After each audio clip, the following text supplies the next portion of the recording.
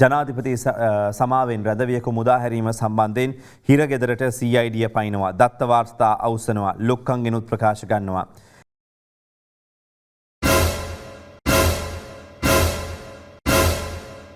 වෙසක් පොහොය නිමිත්තෙන් ජනාධිපති සමාව ලැබුණු බවට බන්ධනාගාර දෙපාර්තමේන්තුව ප්‍රකාශ කරපු රැඳවියෙකු අනීතිකව නිදහස් කිරීමත් සමග මතුව ඇති මේ මතභේදාත්මක තත්ත්වය සම්බන්ධයෙන් තමයි වාර්තා වෙන්නේ. ඉතින් ඒකත් එක්ක සියලුම බන්ධනාගාරවල ලිපි ලේඛන පරීක්ෂා කිරීමට හිරගෙදරට පයින්න බලාපොරොත්තු වෙමින් ඉන්නවා CID කියලා තමයි මේ සඳහන් කරලා තිබෙන්නේ.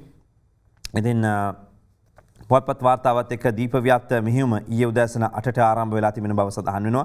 රැඳවියන්ගේ ලිපි ලේඛන පමණක් නොව දිවයිනේ සියලු බන්ධනාගාර ලේඛනවල තිබූ ලිපි ලේඛන සියල්ල එහිදී පරීක්ෂාවට ලක් වූ බව මේ අදහස් පළ කරමින් ප්‍රකාශ කළ තිබෙන්නේ මහජන ආරක්ෂක අමාත්‍යවරයා ආනන්ද විජේපාල මහතා. මෙහෙයුම ක්‍රියාත්මක කරනු ලැබුවේ බන්ධනාගාර පරිසරවල සිටින නිලධාරීන්ට කිසිදු පෙර දැනුම් දීමකින් තොරව කියලා සඳහන් කරලා තියෙනවා. ඒ වගේම ලක්ෂ 40ක මුදලක් අවභාවිතා කිරීමට අනුරාධපුර මහාධිකරණය පසුගිය දෙවැනිදා මේ අත්අඩංගුවට ගත් තැනැත්තට මේ විදිහට නිදහස ලබා දුන්නේ කොහොමද කියන එක ප්‍රශ්නයක් ඉදිරි පුවත්පත්වල ඒ සම්බන්ධයෙන් වාර්තා කරලා තිනවා. ඒ අනුව ලිපි ලේඛනත් පරීක්ෂා කරනවා නිලධාරීන්ගේ ප්‍රකාශත් ලබා ගන්නවා කියන එක.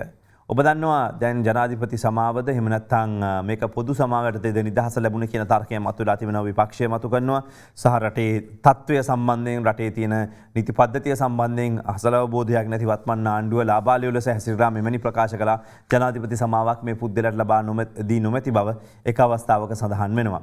දැන් මේ සමාව මේ විදිහට අර්ථ ගන්නන මොහොතේ මේ විදිහට කියන මොහොතේ ඉතින් කෙසේ වෙතත් මේ සිරගත වීම එහෙම නැත්නම් නිදහස් වීම මේ සියල්ල එක්ක මේ සිර ගෙදර සිට මේ කරන මෙහෙයුම් නැවැත්වීම මේවා ඊටමත් වැදගත් වෙනවා. නැත්නම් ආණ්ඩු මාරු වුණාට මේවා වෙනස් වෙන්නේ නැහැ කියලා අනිත් පැත්තට කියන්න පුළුවන්.